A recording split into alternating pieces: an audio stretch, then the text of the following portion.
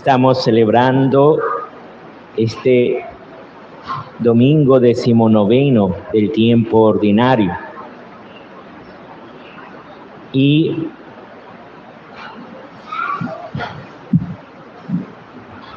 también nos estamos acercando a la fiesta de la Asunción de la Santísima Virgen María. Mañana es 14, el martes es 15. Ustedes pueden contemplar la imagen de la Virgen que está acostada. Esta es una representación de que al principio esta fiesta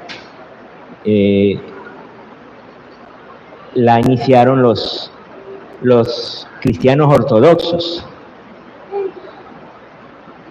los que son de Grecia, de Rusia, y ellos lo que llamaban a esta fiesta la Dormitio, con T, Dormitio o Dormitio de la Santísima Virgen María. La palabra dormitio, que es en latín, significa la dormición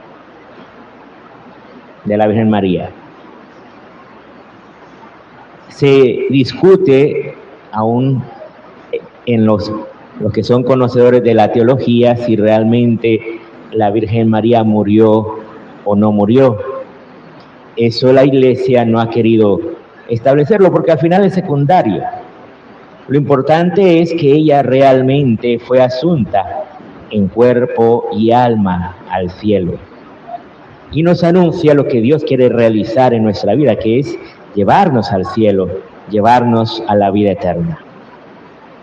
Hoy nos encontramos con esta palabra que Jesús viene a buscarnos. Y hay un contexto de esta palabra. Había pasado un evento que le había golpeado a Jesús, que era la muerte de Juan el Bautista.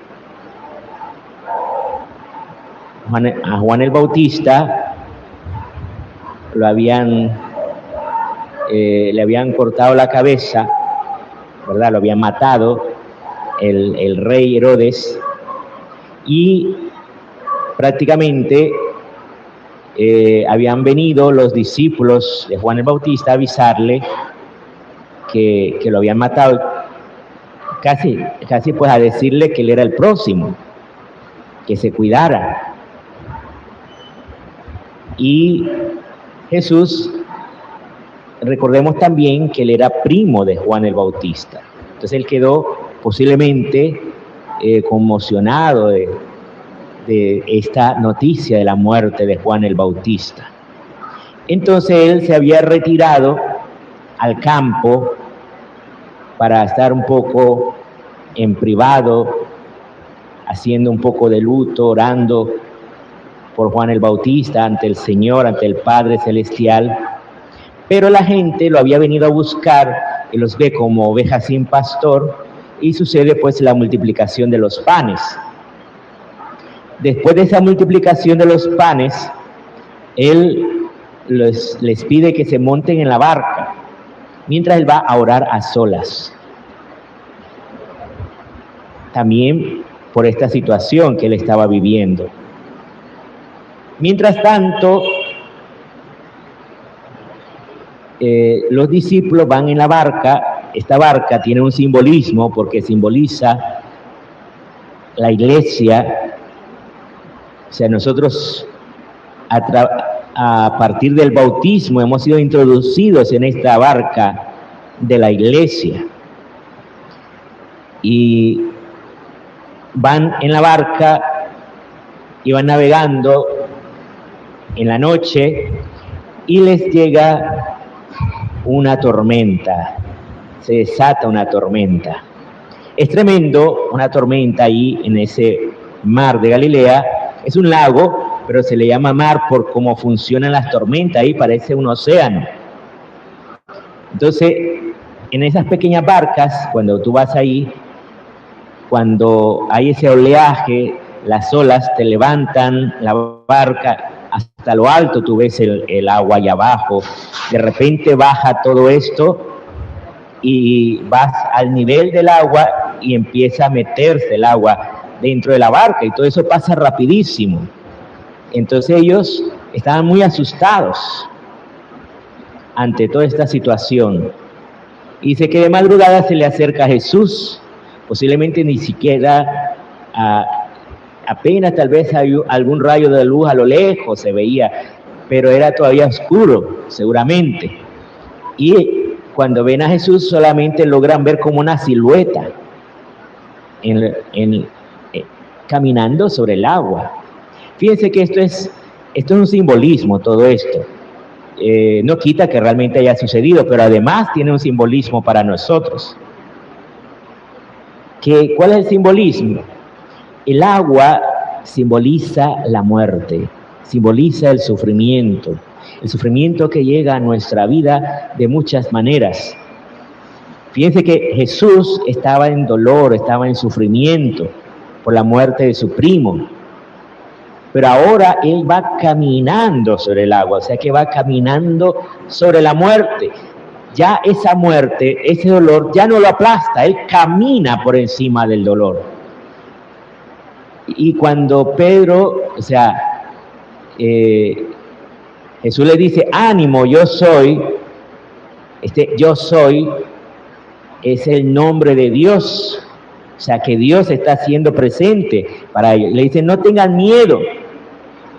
Recordemos que el miedo aparece en la Escritura por primera vez cuando Adán y Eva habían pecado, habían roto con Dios. Cuando Dios los viene a buscar, ellos se esconden. Dios los llama, Adán, ¿dónde estás?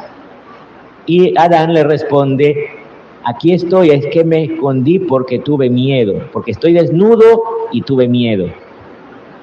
¿Quién te ha dicho que estás desnudo? ¿Acaso has comido del fruto que te prohibí comer? ¿Verdad? Es ahí donde entra el miedo por primera vez, porque han roto con Dios. Y entonces el miedo en realidad es lo contrario a la fe. Lo contrario a la fe no es el ateísmo, lo contrario a la fe es el miedo, porque significa que no estás confiando en Dios.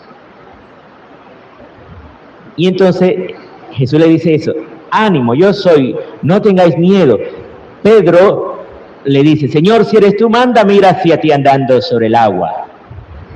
O sea, Pedro sabe que si Jesús tiene el poder de caminar sobre el agua, le puede dar ese poder a cualquiera. Y entonces Pedro empieza a andar. Él se fía de la palabra, porque Jesús le dice, ven. Pedro bajó de la barca y empezó a andar sobre el agua. Imagínense, andar sobre el agua. Como les digo, aunque realmente eso sucedió, pero esto es todo un simbolismo. Simboliza que Pedro empieza a andar sobre la muerte. También nosotros experimentamos situaciones de muerte, situaciones de dolor, situaciones de sufrimiento.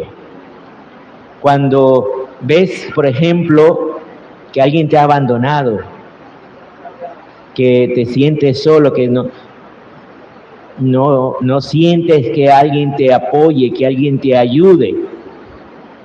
Tienes miedo del futuro, miedo de la situación social, económica, política, de lo que sea que está pasando en el mundo y en nuestro contexto también. Y a lo mejor hay muchas situaciones, a lo mejor en la familia también, o una enfermedad. Hay mucha gente, por ejemplo, que cuando vas al médico, has tenido algunos síntomas, vas al médico y el médico te dice, mire, usted tiene una enfermedad terminal, aquí ya no tengo nada que hacer con usted. Y entonces la gente se atemoriza, no puede ser, yo sé que le voy a pedir a Dios y Dios me va a sanar y todo va a pasar y todo va a estar bien. Y no necesariamente. Eso no significa que Dios te abandona. porque lo que Dios quiere es llevarte al cielo. Entonces la enfermedad, lo que te está anunciando es que este mundo se acaba para nosotros, que no vamos a estar aquí eternamente, que estamos llamados al cielo, a la vida eterna. Entonces estamos en tránsito, todo esto es pasajero. Este mundo para nosotros es efímero, se va a terminar. Por eso, cuando es una persona de fe y le anuncia, mira que tiene usted una enfermedad terminal, pues descansa en la voluntad de Dios. No se aflige por eso. Fíjense que San Pablo, por ejemplo, él decía, no sé qué hacer, ya quisiera estar con Dios en el cielo, pero también quiero estar con ustedes, ayudándoles en lo que pueda, porque esto es a lo que el Señor nos llama, a estar con Él. Pero Pedro, cuando siente, dice, la fuerza del viento, le entra miedo. O sea, el viento lo hace desestabilizarse y empieza a hundirse. Y es cuando grita, Señor, sálvame. Esta es una palabra para nosotros, una catequesis de la Iglesia que te invita a la oración. Te invita a que en estos momentos, que tal vez te sientes más afligido, con más dolor, que te sientes solo, que no sabes qué hacer, grítale al Señor como Pedro. Gritar significa orar. ¿Y qué grita el Señor? ¡Sálvame! También, por ejemplo, el ciego de Jericó, cuando Jesús va pasando, él empieza a gritar, Jesús, hijo de David, ten piedad de mí. En este caso era algo de urgencia. Se estaba hundiendo, le grita, Señor, sálvame. Tú también puedes gritarle a Él en tu oración, Señor, sálvame. Venir aquí a la iglesia, ante el Santísimo, y gritarle, Señor, sálvame. O estás en la casa, en cualquier oportunidad, gritarle al Señor, porque Él quiere actuar en tu favor. Enseguida, dice Jesús, le extendió la mano, lo agarró y le dijo, qué poca fe, ¿por qué has dudado? ¿Por qué has dudado de que Dios está haciendo una historia de salvación contigo? De que Dios no te abandona, que Dios te ama. Y entonces suben a la barca y se amainó el viento. Esto es importante que veamos que cuando Pedro grita, Jesús le extiende la mano y lo sostiene. Si tú le gritas al Señor, si tú le oras, Él te va a extender la mano y te va a sostener y te va a ayudar. Él no te abandona porque te ama, porque es un Padre de amor para nosotros. Y entonces dice que cuando amainó el viento, la tormenta se calma, todos quedaron sorprendidos y se postraron ante Jesús diciendo, realmente eres Hijo de Dios. Fíjense que los israelitas no se postran ante cualquiera.